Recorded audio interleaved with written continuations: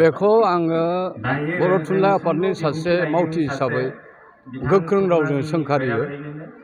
बिथाङा बेवहाय बिदि मोन्थाय मोना आरो बियो मोनसे हारिमायारि फिरफिला आरो बे फिरफिलानि सिङाव थानानै जोङो बर' राव थुनलाइखौ जौगाहोनो थाखाय जोङो नाजादों आरो बे गोथार फिरफिलानि सिङाव थानानैनो जोङो बर' जाथि हिसाबै थांनानै थानायनि थाखाय जोङो समायखेरा लादों।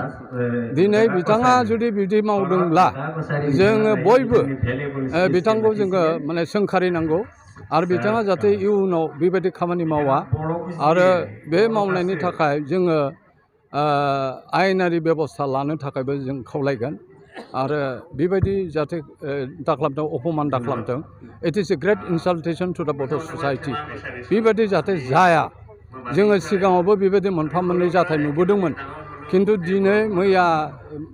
दिनै जिथु जाथाय जादों फिरफिला बोख्लायनाय, बे फिरफिला बोख्लायनाया जोंनि थाखाय बिराद मोनसे लाजिथावना बाथ्रा आरो जोङो बेखौ क्षमा खालामनो नाङा।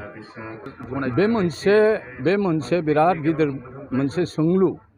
दिनै बर' रावा बेसेबांबा बोसोर जाबाय, जों बर' बिजों गायसननाया बेसेबांबा बोसोर जाबाय आरो बै समनिफ्रायनो जोङो बर' रावखौ गोजोर खालामनो थाखाय बर' बिजोंखौ गायसनदोंमोन आरो बर' बिजों गायसननायनि उननिफ्राय जोङो बे रावा दासिम मुलुगसोलोंसालियाव मोनफैनाय, बे रावा वान अफ द अफिसियेल लेंगुवेज जाबाय, बे रावा मुलुग दरबाराव थांबाय आरो जोङो बेखौ मोनसे ट्रेन्सलेसन गुगोल्सआवबो जों सोनो हाबाय।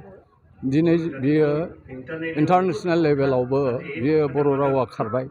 नाथाय दिनै बिजोंनि जिथुनिखि जेंना, बे बिजोंनि जेंनाया जोंनि गेजेराव नुजाथिनाया जोबोद दुखु गोनां।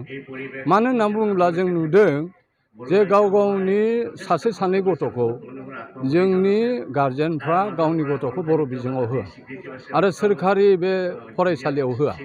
सरखारि फरायसालियासो बायदों, प्राइभेटफ्रा बायाखै, बा मिसनारि स्कुल बा माबाया बायाखै। सोरखारि स्कुला जुदि थांनानै थायाब्ला जोंनि जायफोरनिखि फोरोंगिरि दङ, जायफोरनिखि जोङो समाजनि खामानि मावदों, जायफोरनिखि थुनलाइनि खामानि मावदों, बिथांमोननि बै समनिफ्राय सिन्था खालामबोनाय, बिथांमोना 1963 मायथाइनिफ्राय नारा-नाथा नाजाबोनाय, बिथांमोननि सोलेरा गोजोन जागोन नामा?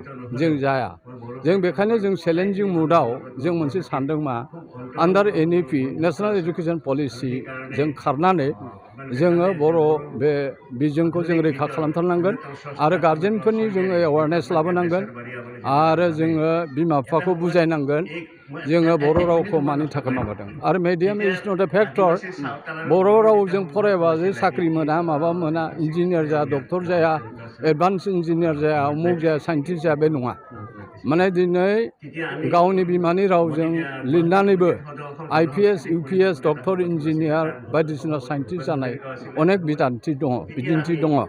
बेनिखायनो जोङो गार्जेनफोरखौ जों बुंनांगोन जे बर' बिजोंखौ जों फोथांनानै लाखिनांगोन आरो दिनैनि बेबायदि 14 नभेम्बर गोथार सानावनो जों समायखेरा लानांगोन आरो गासिबो जों ज'यैनो बर' राव गेवलांथों, बर' राव थांनानै थाथों, बे स्ल'गानजों जों खारनानै जोङो रावखौ फोथांनांगोन।